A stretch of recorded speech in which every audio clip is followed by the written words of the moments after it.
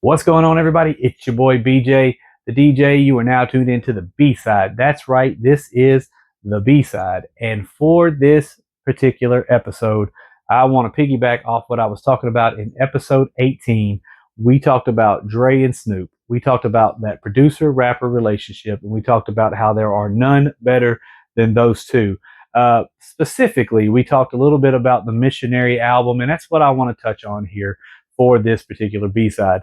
Um, I thought the album was great, and that's me as a fan, as a hip hop head, as a old school. I don't even want to call it old school, but that's really what it is.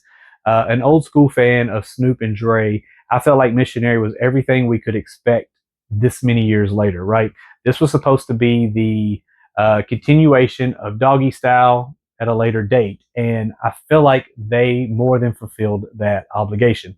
Um, a lot of people, a lot of critics are talking about the lackluster sales of the album. It did 35,000 hard copies. And we brought up the question about who in the world is buying hard copies. Um, I feel like the streaming numbers were great for that particular project because that's what people are doing now. They're streaming it, right?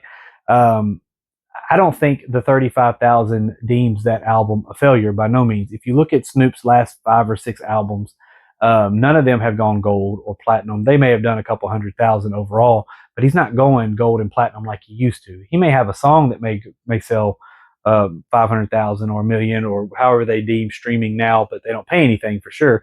But his albums aren't selling like they used to, so the expectation may have been there, but the reality of it is nobody's really checking in on those projects now like they used to. And that doesn't mean it's a bad project because I felt like more than anything, Dre and Snoop showed growth. They showed the sound was current, the writing was great, the raps were new and different than what they had done in the past. And maybe that's because that collaboration has been needed for a long time between the two of them.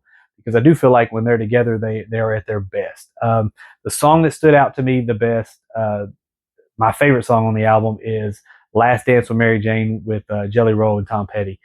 What a collaboration, right? They brought in Jelly Roll to sing part of that song or to do his thing on it, but they also included Tom Petty vocals and harmonica tracks on there, so it really felt like the original with a new twist. And Dre's drums on there, Snoop rapping, just an overall great song. To me, it's my favorite song. I think they actually released it as a single as well.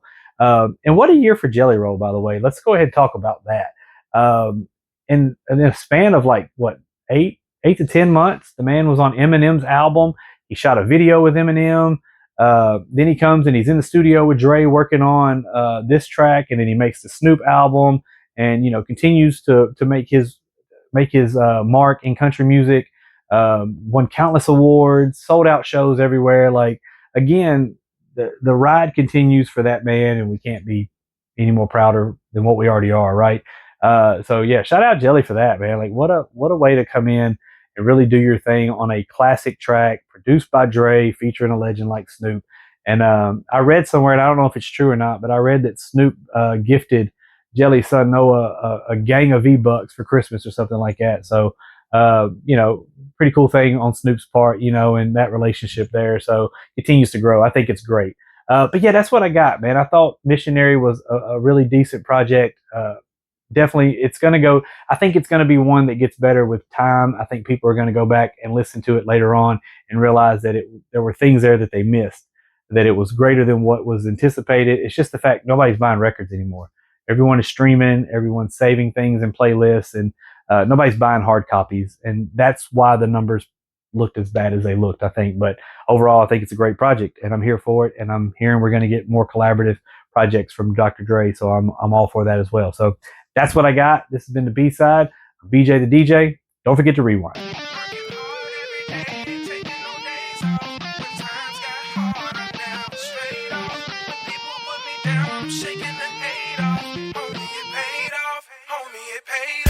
Homie,